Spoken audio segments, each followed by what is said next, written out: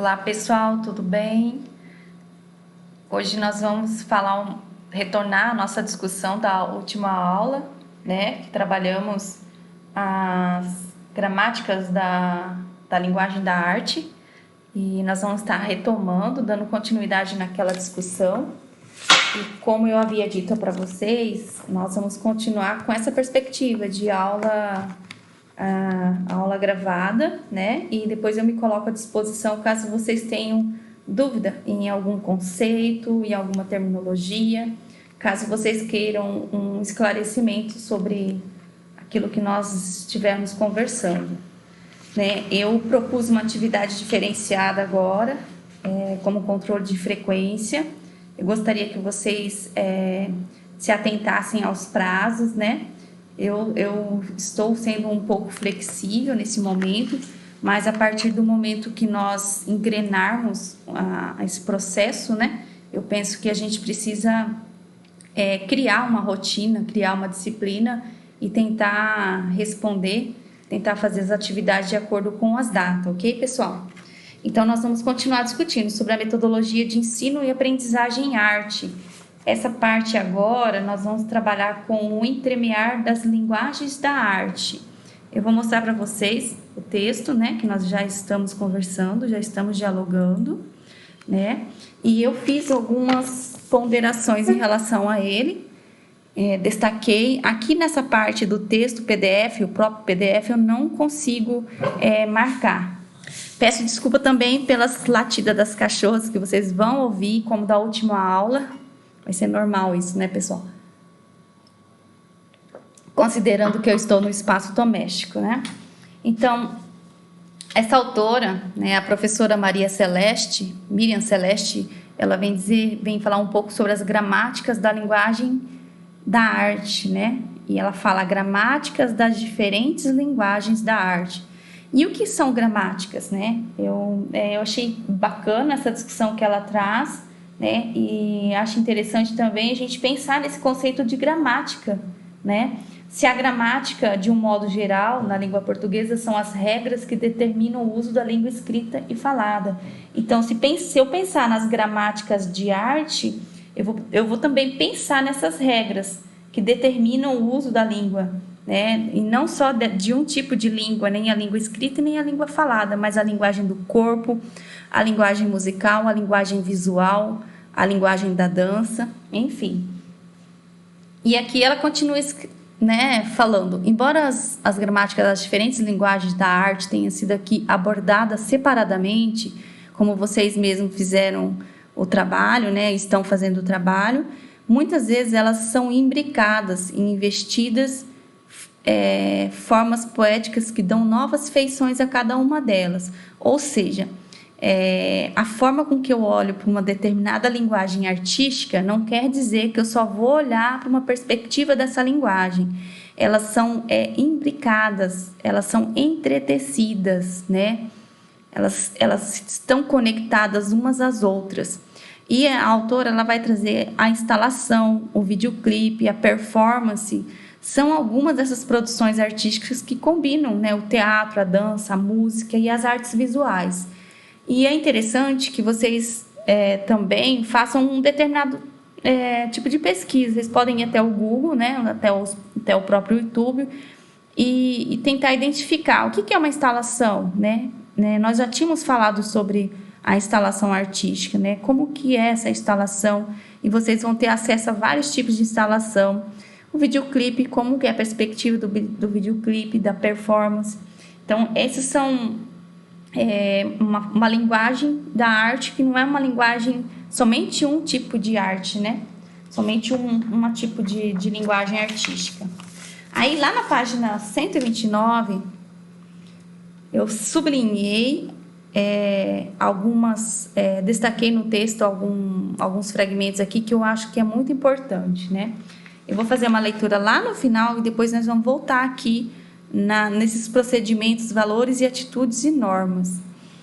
E a autora vai apontar que as ações, né, não ocorrem de forma estática quando estamos vivendo o processo de ensinar a aprender em arte, pois o poetizar, o fluir e o conhecer entram em jogo, somados às especificidades dos conceitos, fatos, procedimentos, atitudes, valores e normas próprias da linguagem artística.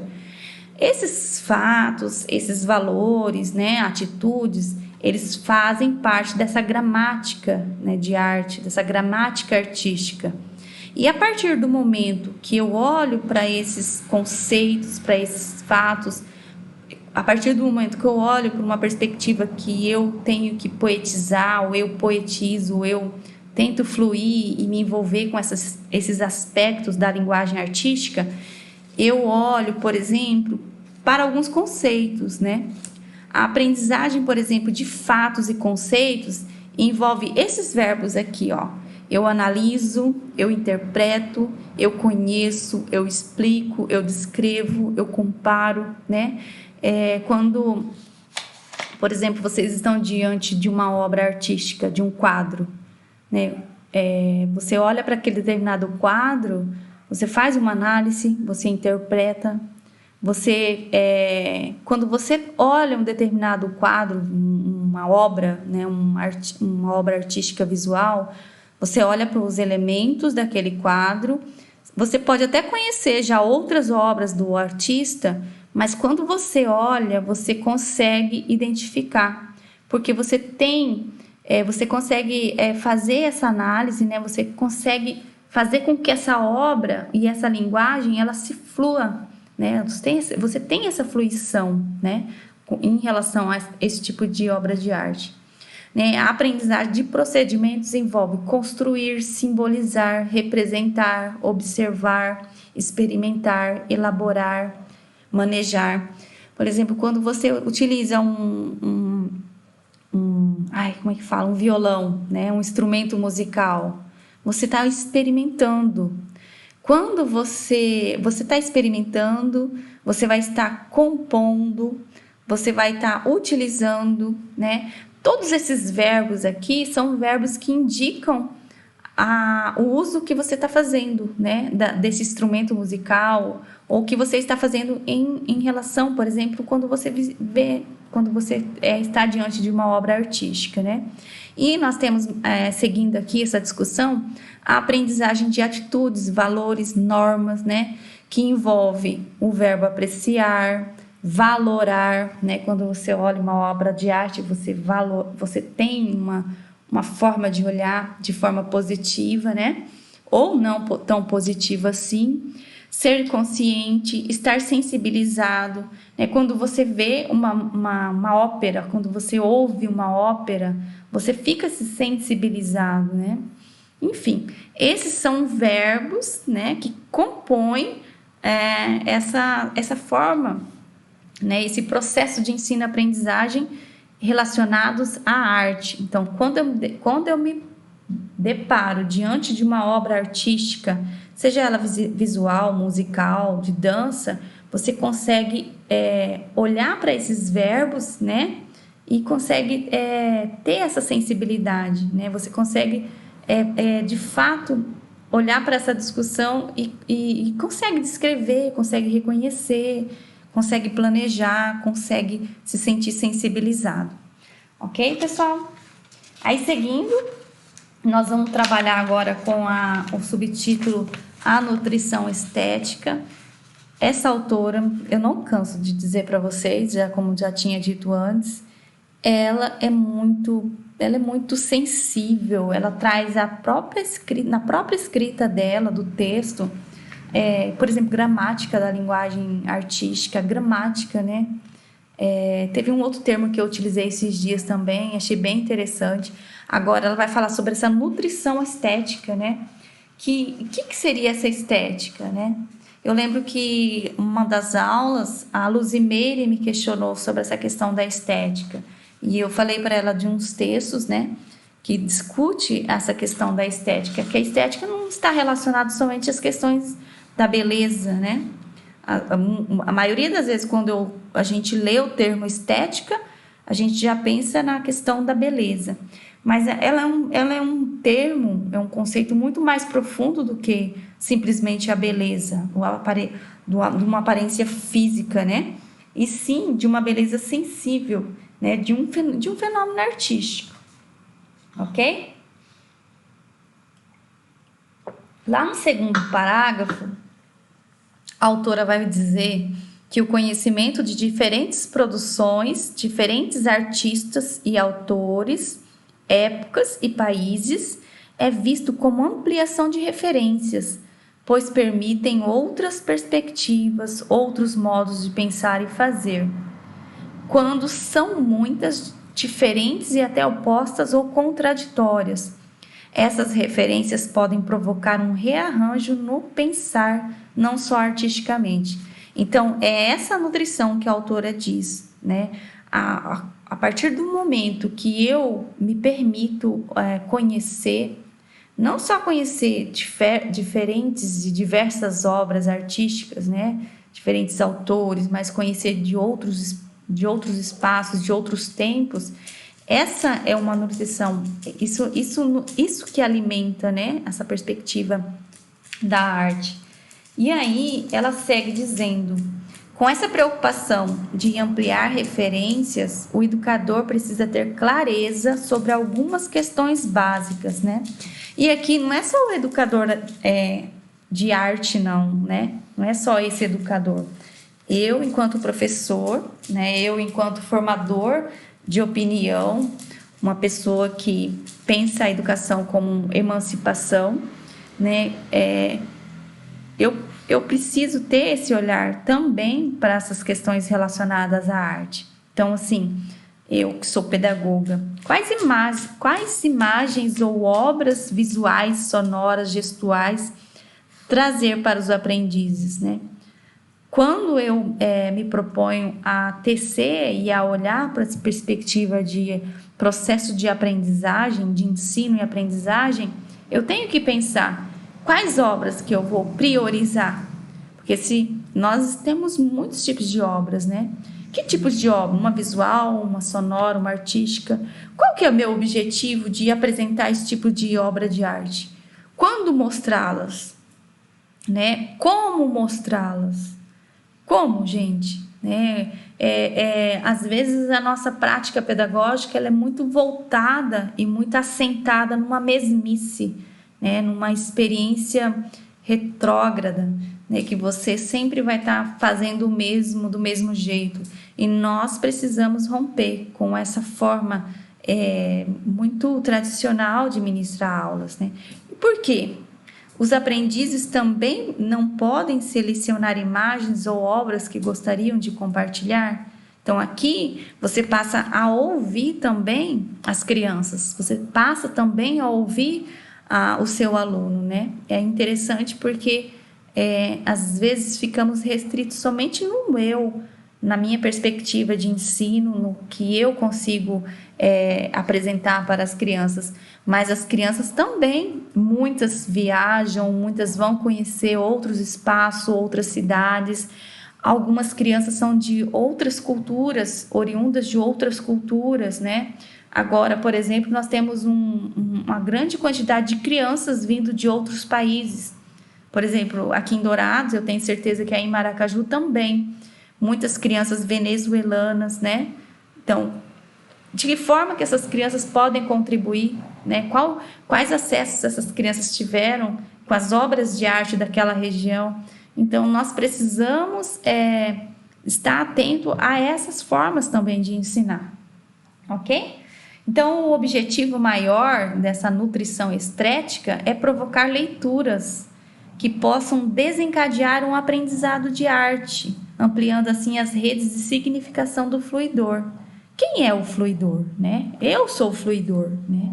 Aqui essa autora ela vai falar muito desse fluidor, mas seriam essa pessoa, né? Porque eu, enquanto educador de artes, eu tenho esse conceito de um nome, entendeu? De um nome.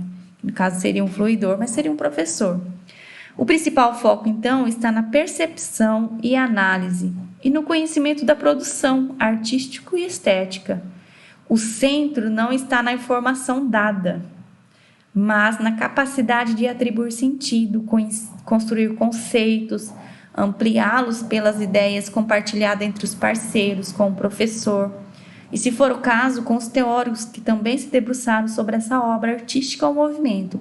E eu vou convidar vocês para sublinhar essa parte é muito importante e pode cair na prova, tá? Sublinha aí, porque ela é muito importante.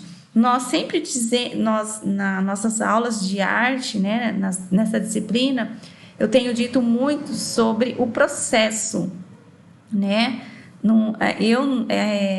O processo ele é muito mais importante do que o produto final, né? Olhar para essa perspectiva de arte, eu não tenho que olhar para a informação dada em si, mas na capacidade que eu tenho de atribuir sentido, né, a esta informação, para essa capacidade de construção de conceitos, né, de ampliação de ideias, né, e não é somente com o professor, né, eu tenho que ampliar essa minha ideia até mesmo com os teóricos e com as crianças, né, que eu vou ministrar as aulas futuramente. Ok, pessoal? Aí na outra página, lá na página 131, nós vamos abrir uma discussão em relação à avaliação. Tá, sou professor. Aqui é um olhar muito para o professor de artes, mas eu posso, enquanto professor, né, pensar nessa perspectiva da avaliação. E a avaliação ela não tem que ser vista como apenas do produto final. A avaliação ela é processual, ela é contínua. Então, eu tenho que delimitar e determinar essa avaliação com os critérios, né? E esses critérios, por exemplo, eles não vão surgir do nada. Os nossos critérios avaliativos, eles são frutos dessa nossa sociedade, de uma ideologia, né? De uma determinada visão de mundo, de uma época, né? Dos nossos países, do meu país. Então, assim, eu tenho que ter esses critérios, eles não vão surgir de nada, ele vai surgindo de todas dessas junções, né? E vai refletindo também as minhas práticas, as minhas teorias, minhas concepções pedagógicas, né?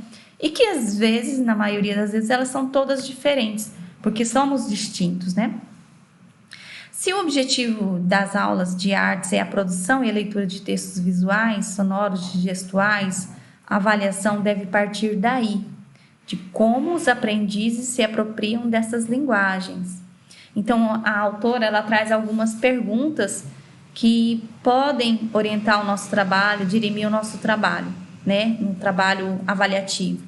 Então, pode ser tais perguntas: de que modo os alunos decodificam e interpretam os signos da linguagem cênica? Como que o meu aluno olha para esse tipo de arte, né? Para esse tipo de linguagem que é a cênica, de teatro? De que modo os alunos produzem os seus próprios signos para que os outros os interpretem? Então, assim, de que forma que eles produzem algo, né, que tenha um significado? O que sentiram os alunos em seus afazeres durante as aulas? O sentir ele é muito importante, né? E eu, por exemplo, em relação a vocês, quando nós estávamos no presencial, né, e em alguns momentos eu também tive a oportunidade de dialogar com vocês, né, pelas webconferências e até mesmo pelos respaldos, né, os feedback que vocês vinham vindo dando.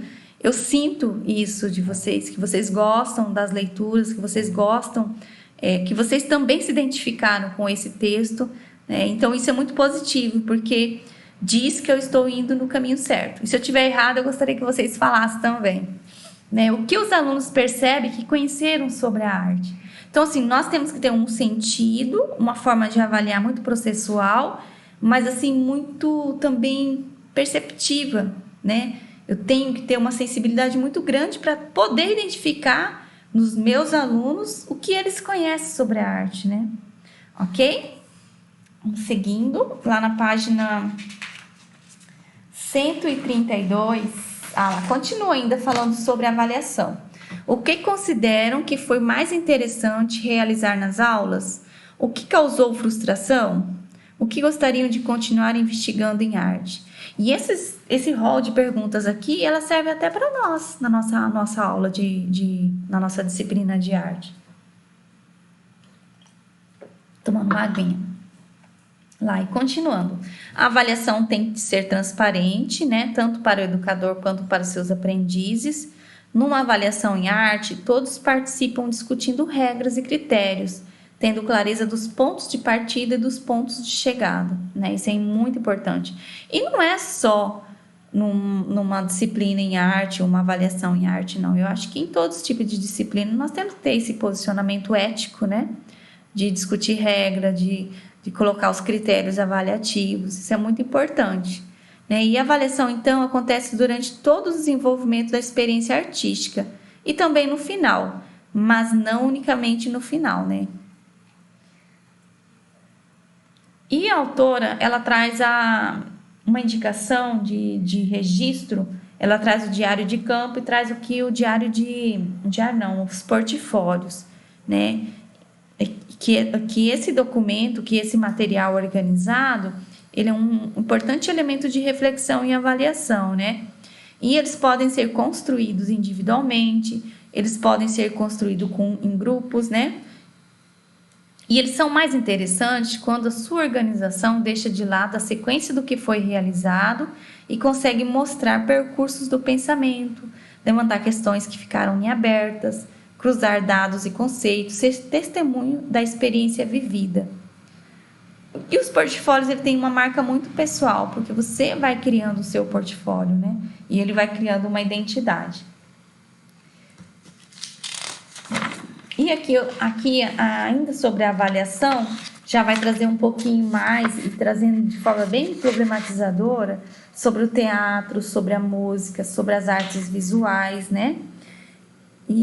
E aqui avaliando a percepção e a análise, né? A autora ela vai trazendo perguntas, né? Ela está problematizando o texto o tempo todo.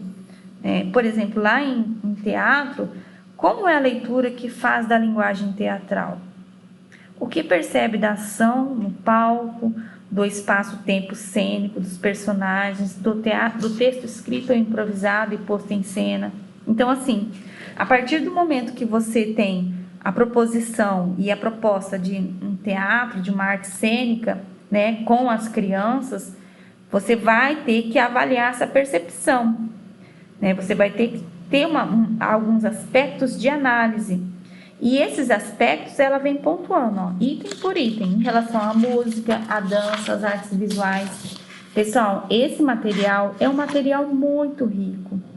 Ele é um material que ele não serve somente para agora, para o curso de pedagogia que vocês estão fazendo, não. Esse material ele serve para a vida. Eu acho que quando você fizer uma leitura bem, você pode retomar essa leitura. E eu gostaria que vocês fizessem o exercício, por exemplo, vamos assistir uma peça teatral, né? Vamos pegar no YouTube, colocar uma peça teatral.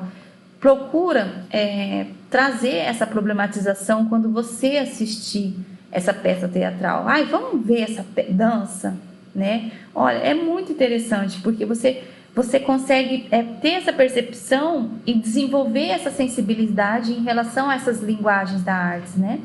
Isso é muito importante. Isso faz a diferença na nossa vida, porque esse aspecto da sensibilidade, ele é muito importante. Nós precisamos ter esse desenvolvimento.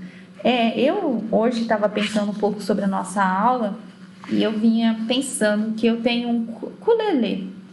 Ukulele é como se fosse um violãozinho, né? E eu tenho um pouco de dificuldade de trabalhar com as cordas, né, desse violão, nesse ukulele. E eu comecei a pensar na dificuldade, nas notas musicais, e eu assistindo alguns vídeos no YouTube para aprender a tocar o tal do ukulele. E aí eu me cansei, deixei esse ukulele do lado, falei, não vou mais tocar esse ukulele.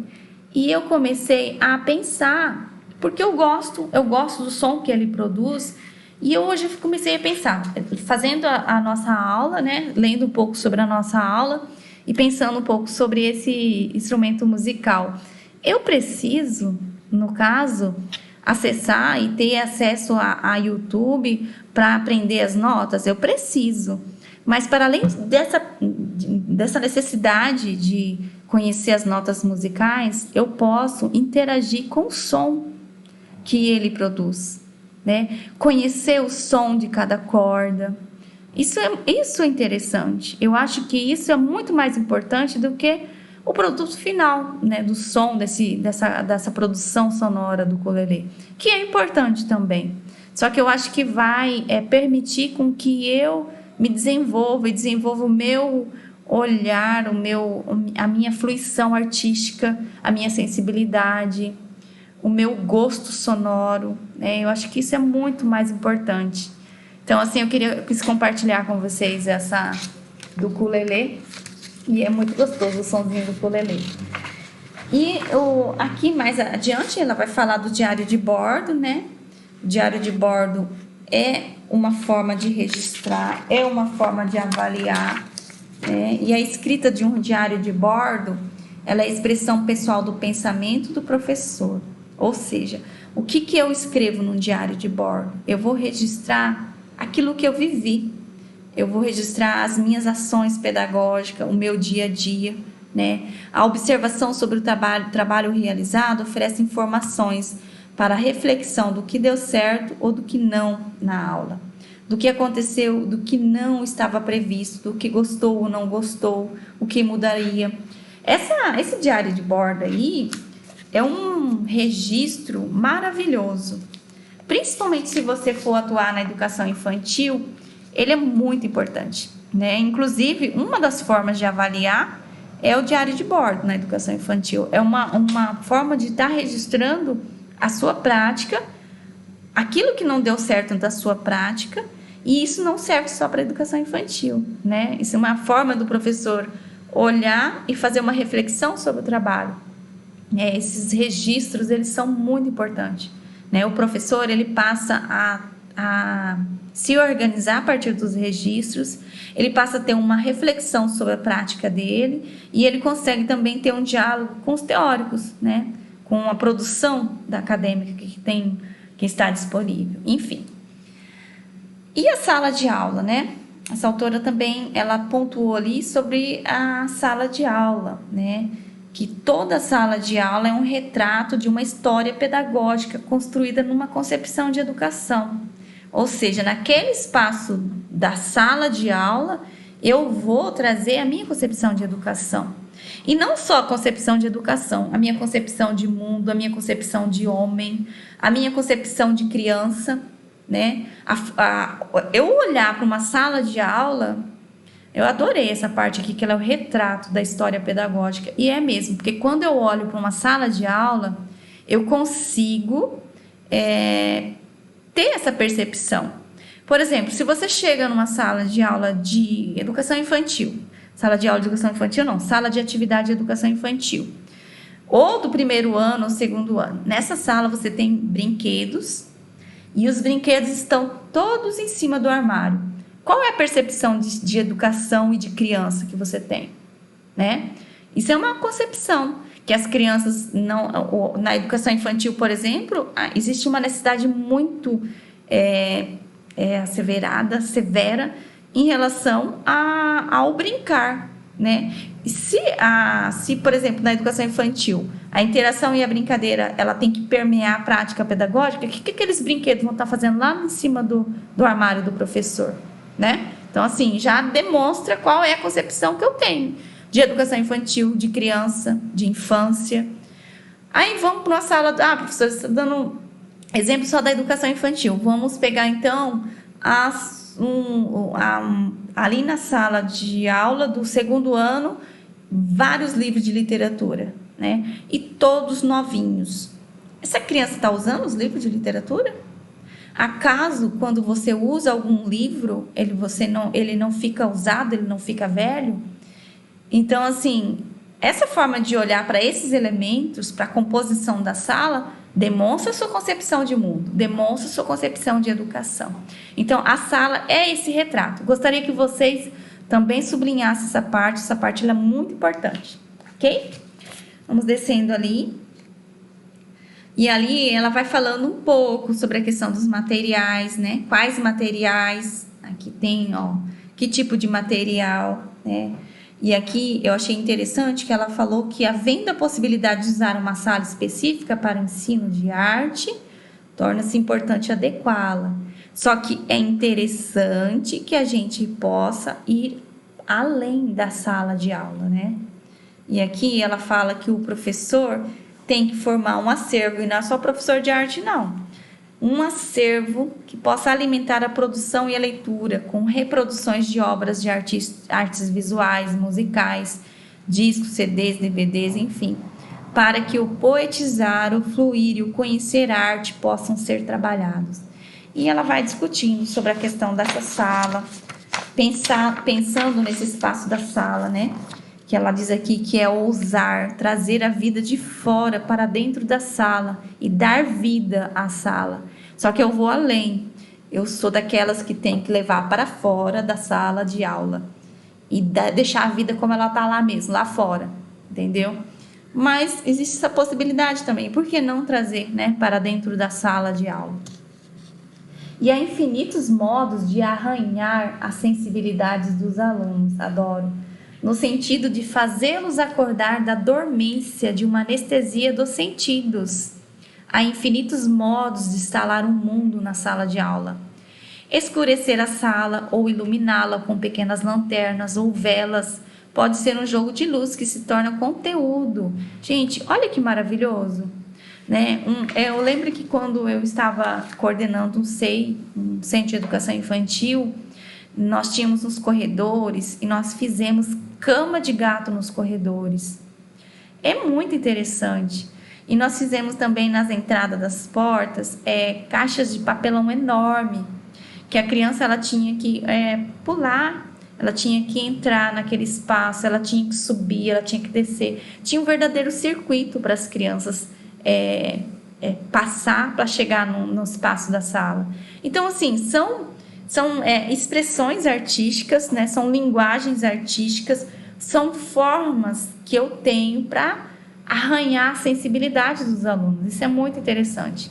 Gente, adorei essa parte aqui, ó, arranhar a sensibilidade dos alunos. Perfeito. E ela citou aqui que nós também não podemos nos esquecer das possibilidades das expedições, né?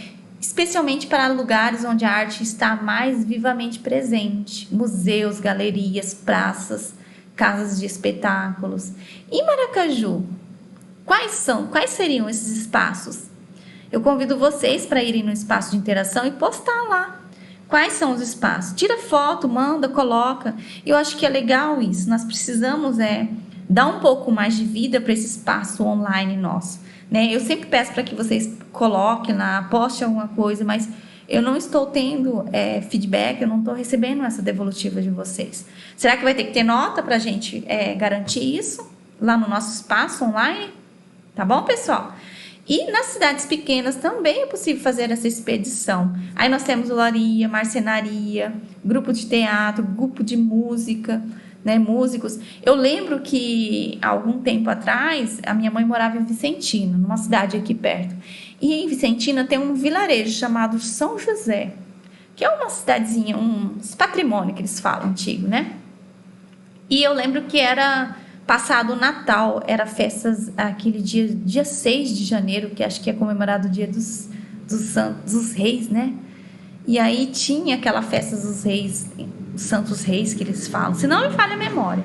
E aquilo me chamou muita atenção, porque era uma cidade tão pequenininha, com um grupo, né, de músicos e pessoas que encenavam esse tipo de que não deixa de ser uma linguagem, né, de um aspecto da cultura, mesmo sendo da cultura que seja católica, sendo de igreja tal, mas não deixa de representar o aspecto cultural de um povo, né? Isso é muito bacana, pessoal. Tá bom? E aí, nós vamos seguir. Não, já acabamos, né? Acabou a nossa aula. Eu citei, eu acho que a nossa aula foi bem produtiva hoje. Eu gostei muito dessa parte do texto também. E aqui eu convido vocês, então, para continuar fazendo a leitura, né? Que é uma leitura complementar. Vai falar um pouco sobre os registros e registros, né? Que registros são esses? É o registro que é utilizado no diário de bordo, é o registro que é utilizado nos portfólios. Então, essa discussão aqui, ó, aqui falando dos portfólios mais uma vez, é muito importante para que eu possa ter conhecimento, para que eu possa agregar um pouco mais, né, nesse meu processo de aprendizagem. Tá ok, pessoal? Eu vou me colocar à disposição, eu vou estar online, e eu quero que vocês assistam essa videoaula e caso vocês tenham alguma dúvida, entre em contato comigo, tá ok? Que eu vou estar online para poder tirar qualquer tipo de dúvida. Pode ser ali pela plataforma mesmo, pessoal. Vou estar atenta e vou estar respondendo, tá ok? No mais era isso, pessoal. Muito obrigada. Aqui tem mais uma leitura complementar falando sobre avaliação. E é um texto que problematiza muito,